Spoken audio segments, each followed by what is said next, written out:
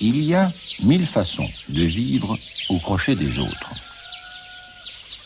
La plus simple étant de vivre accroché à l'autre.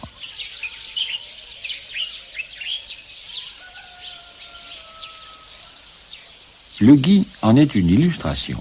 Vivant sur un arbre perché, c'est à la fois un vampire et un extraterrestre. D'une fleur femelle fécondée naît une petite boule verte qui devient blanche en décembre. Le bébé du gui, enfermé dedans, ne sera prêt à naître qu'au milieu de l'hiver. Ce petit point vert, dans la boule, c'est lui. Il est enfermé dans une bonne dose de glu, chimiquement étudiée, comme il l'est lui-même, pour résister à l'estomac des oiseaux. C'est qu'il va devoir voyager. Voici justement un premier transporteur d'enfants, la fauvette à béret. Très français le béret. Et il est vrai qu'elle ne pense qu'à manger. Une chance pour le gui, à la baguette, elle préfère la boule. Mais voilà, elle a plus grands yeux que grand gosier. Ne pouvant avaler la graine, elle l'extirpe laborieusement, la colle à côté d'elle et mange le reste. À raison de 120 à 150 fois par jour, elle colle ainsi jusqu'à 15 000 graines de gui sur des branches en 3 mois d'hiver.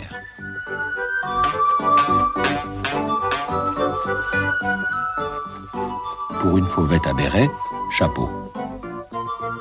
Oui, mais elle en colle sur les branches où elle mange. Si bien que le bébé gui se retrouvera avec papa, maman, ses frères et sœurs, toute la famille sur le même arbre, lequel finira par en mourir. Et tout le monde avec lui. Mauvais travail finalement que celui de la fauvette à béret. Aussi le gui a-t-il trouvé mieux, la grive de reine. Elle au moins, elle avale tout. C'est là où ça sert d'être dans un conteneur qui résiste aux acides. Étant donné la vitesse de croisière de la grive, dans les 35-40 km/h, et son temps de digestion, une demi-heure, on peut se faire larguer jusqu'à 20 km de l'endroit où l'on s'est fait avaler.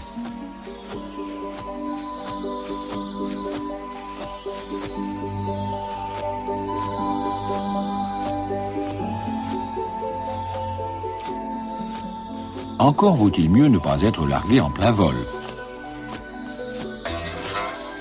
Allez savoir où l'on va tomber.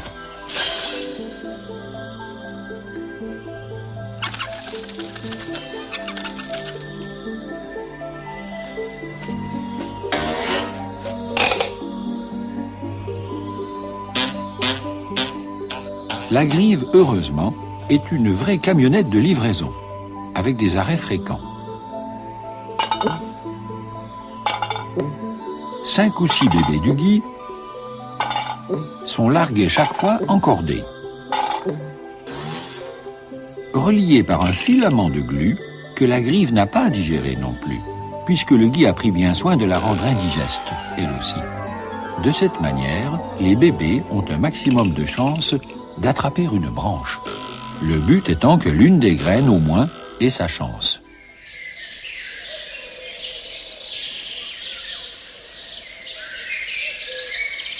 Après quoi, le vent fait le reste. Et peu importe que la graine soit collée sur le côté d'une branche, ou même dessous, le gui peut pousser dans toutes les positions. Véritable extraterrestre, il échappe à l'attraction de la Terre qui oblige toutes les autres plantes à diriger leurs tiges vers le haut et leurs racines vers le bas, ce qu'on appelle le géotropisme. Mais le bébé du gui n'en est pas encore là. Avant d'échapper au géotropisme, il lui faut échapper à la terrible mésange bleue, qui a de quoi lui inspirer une peur de la même couleur. C'est une acrobate qui se moque elle aussi de la pesanteur, capable de s'accrocher dans toutes les positions pour repérer les bébés du gui qu'elle adore. Eh bien quoi, direz-vous, on change d'avion et on repart. Hélas, non. La mésange bleue n'est pas là pour faire le charter, mais pour, littéralement, casser la graine. Grâce à un bec super renforcé, elle broie ce que la grive n'avait pas digéré. C'est là que les bébés du gui se font massacrer à peine arrivés.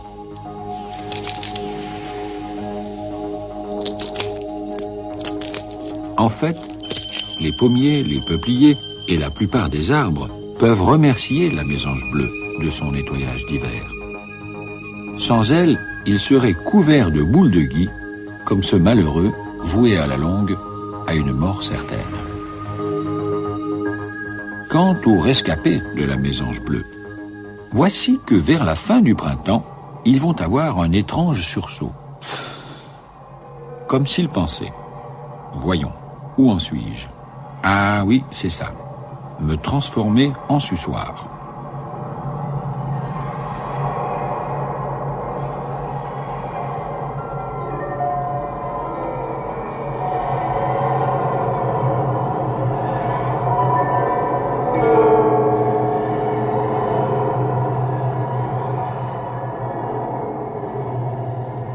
Pour revoir le phénomène de plus près, nous avons agrandi l'image du film.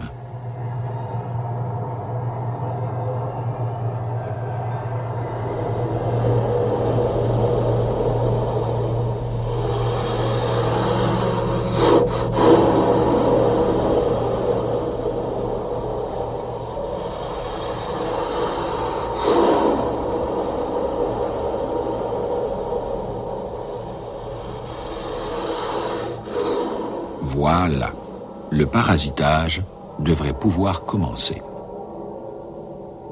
Eh bien non, semble-t-il. Durant tout l'été, l'automne et jusqu'au milieu de l'hiver, apparemment, rien ne se passe. En réalité, c'est là que commence une implacable guerre des cellules.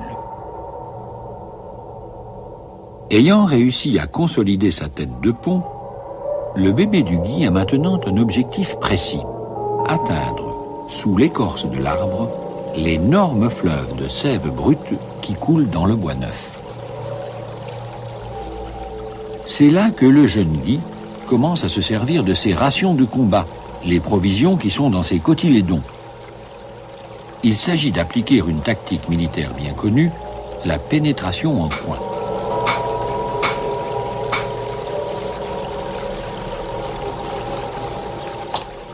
Quant à l'arbre, il ne reste pas là à subir le gui sans rien faire. Il développe, autour du pied, une sorte de tumeur où il concentre une grande quantité de tanins. Les tanins, s'ils ne parviennent pas à tuer le gui, semblent du moins le contenir et limiter sa croissance. Mais revenons au moment où le bébé du gui vient de réussir sa percée. Désormais, il peut sucer la sève de l'arbre.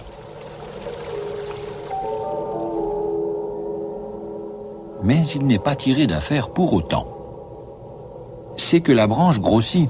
Elle grossit par ce que l'on appelle le cambium, juste là où affleure le suçoir du gui.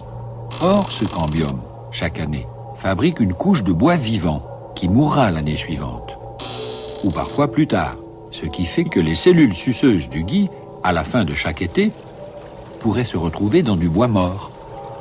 C'est pourquoi le gui n'a d'autre ressource que de pousser à reculons et se débrouille chaque année pour remonter la ligne de ses trous suceurs au niveau décidé par le bois. Habileté suprême du parasite qui s'arrange pour vivre en synchronisation parfaite avec la croissance de sa victime. Ce n'est pas tout. Voici que le gui allonge, sous l'écorce de l'arbre, des tentacules qui produisent d'autres suçoirs. De sorte que si vous coupez une boule de gui, le vampire renaîtra de ses tentacules un peu plus loin.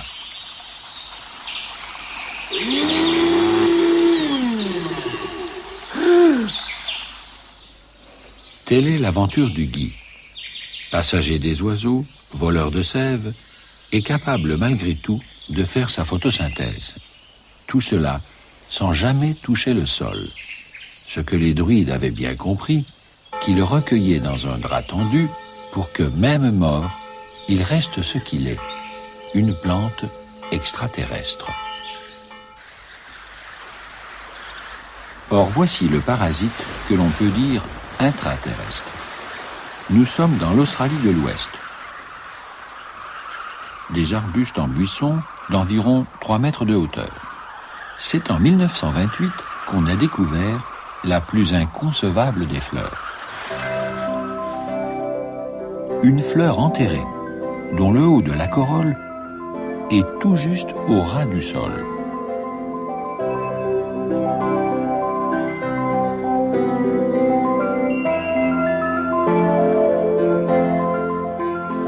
On a d'abord pensé à une protection contre la chaleur et les incendies naturels qui sont fréquents ici.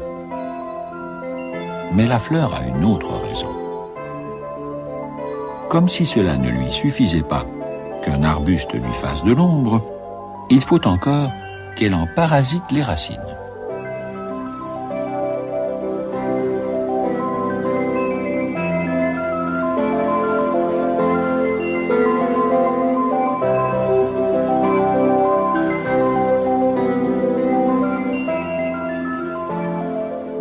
Et savez-vous le plus incroyable? C'est une orchidée.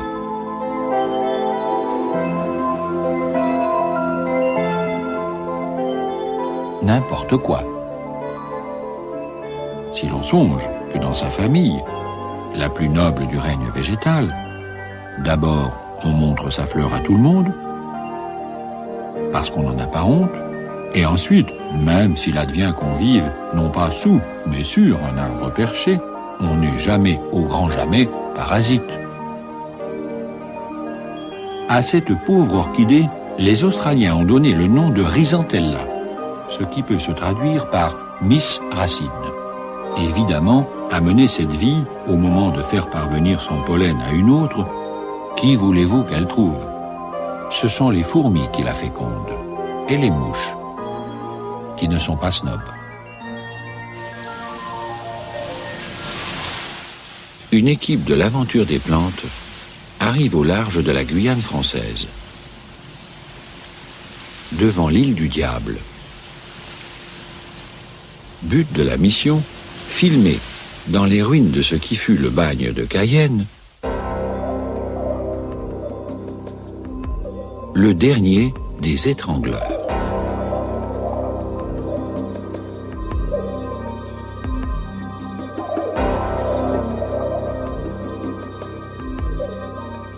Non seulement il est toujours au bagne, mais c'est lui, désormais, qui emprisonne le bagne.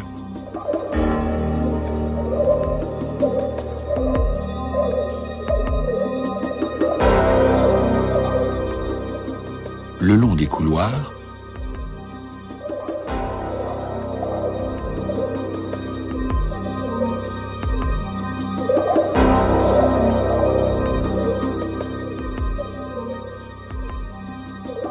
à travers les barreaux, au fond des cellules, il se répand partout comme une pieuvre géante. Ficus nymphaeolia, le figuier étrangleur.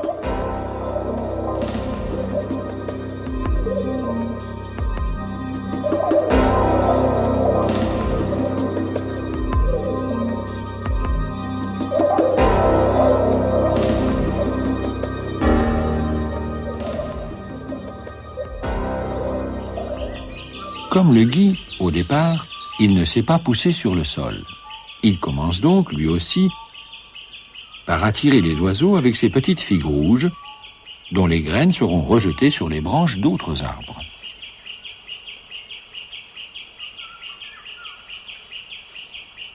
Mais le ficus ne prend pas, comme le gui, la sève de son hôte. Il fait pire. Il l'enveloppe tortueusement, tout en envoyant, mine de rien, des racines vers le sol. Une fois qu'elles y sont implantées, il trouve la force d'éliminer, peu à peu, l'arbre qu'il a reçu, en l'étranglant. Après quoi, il en fait plus dans le conformisme que tous les autres arbres, envoyant des racines à 50 mètres autour de lui, comme pour faire oublier son crime, il s'achète une conduite en devenant majestueux.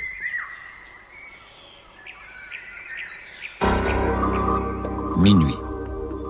L'heure du crime. Nos enquêteurs surprennent l'un des assassins. Il n'est pas revenu sur les lieux du crime. Il y est resté. C'est sa victime qui a disparu. Décomposée par les champignons depuis 50 ans. Il y a prescription, direz-vous. Mais il reste la preuve du crime. La forme exacte comme un moule du tronc de l'arbre qui fut étranglé.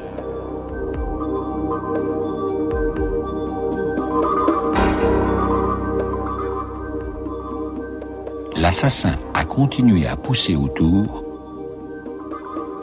catafalque vivant d'un mort qui n'est plus là.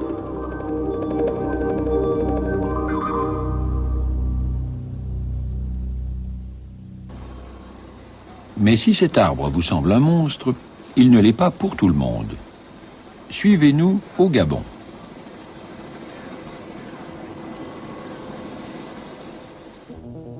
Les figuiers étrangleurs ont signé un contrat d'assistance mutuelle avec des insectes minuscules, les agaons, dont le nom en grec signifie gracieux. Suivez bien, car c'est d'une incroyable sophistication. La figue de l'étrangleur est grosse comme une grosse groseille.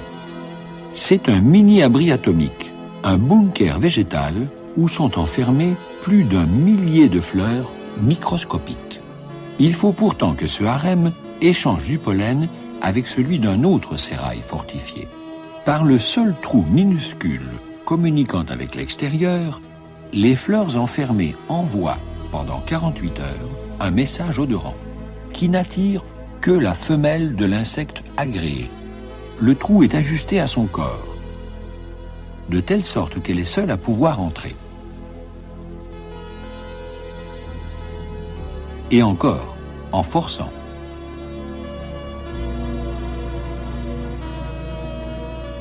Si bien qu'elle y perd ses ailes.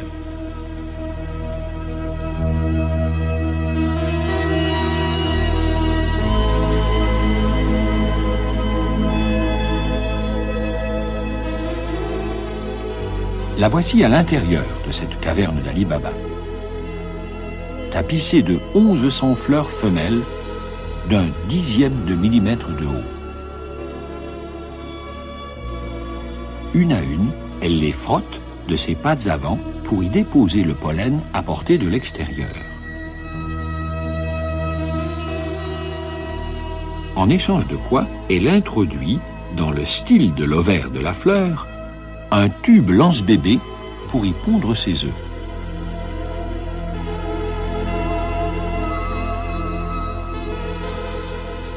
Le style, c'est l'antenne réceptrice de pollen qui surmonte l'ovaire. Mais voilà le coup de génie. Certains ovaires ont des styles courts, d'autres l'ont nettement plus long. Seuls les styles courts sont de la longueur exacte du tube lance-bébé de l'insecte. Il ne pond que dans ceux-là. Or, ces styles courts mènent les œufs à de faux ovaires de la fleur, stériles, mais dans lesquels la figue a entassé, pour le bébé agaon, de la nourriture à gogo. Voilà pourquoi tant de fleurs dans la figue, pour en abandonner la moitié à l'insecte. En échange, il féconde l'autre moitié. 6 semaines plus tard, les mâles des bébés agaons sortent les premiers des faux ovaires.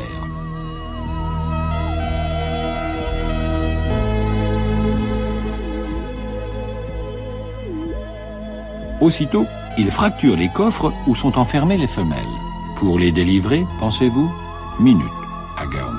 D'abord, ils leur font l'amour, profitant qu'elles sont encore coincées à la maison.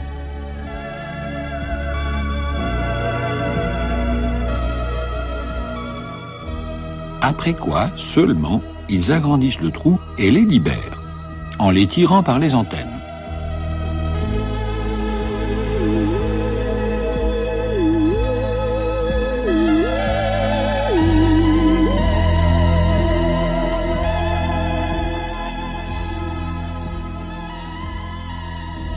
À peine libérées et enceintes, ces dames se précipitent pour ramasser le pollen de 80 mini-fleurs mâles dont la figue avait programmé la maturité pour ce jour-là.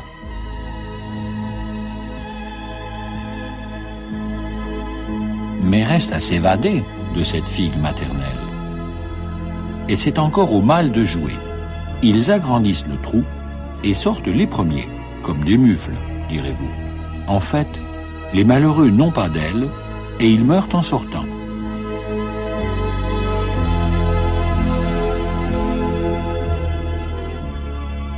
N'ayant servi qu'à féconder et libérer les femmes, qui s'envolent joyeusement. Pour aller où? Dans une autre figue, dont le message odorant les appelle déjà, où elles entreront en perdant leurs ailes et mourront après avoir pondu, comme maman. Tel est le casier judiciaire de ce figuier étrangleur, assassin des arbres avec la complicité amoureuse d'un insecte. Faut-il s'étonner qu'à l'île du Diable, il soit le dernier pensionnaire du bagne?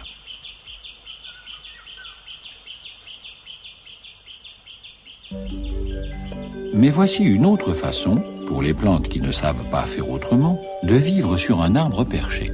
Contrairement à ce qu'on pourrait croire, une liane a souvent le même âge que l'arbre qui lui sert de support. Pourtant, comme on dit, elle fait plus jeune. C'est que, pour parvenir à la même hauteur, ayant utilisé moins de matière, elle fait une économie d'énergie énorme. Certaines lianes sont capables de s'allonger, en s'entremêlant, jusqu'à plus de 200 mètres de longueur, ce qui en fait les êtres vivants les plus longs du monde.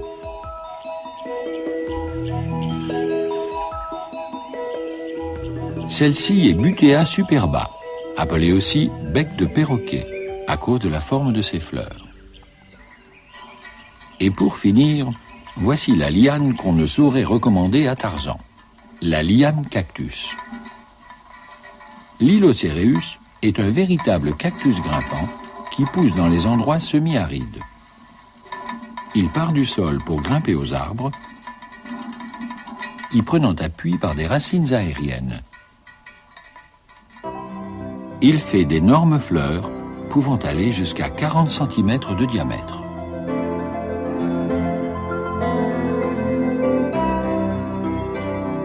Elle s'ouvre le soir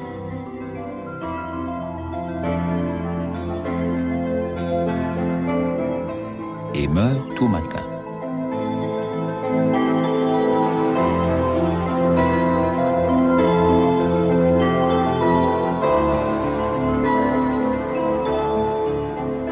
Elles sont blanches pour être mieux vues par les papillons nocturnes, qu'elles attirent en dégageant l'un des parfums les plus enivrants qui soient.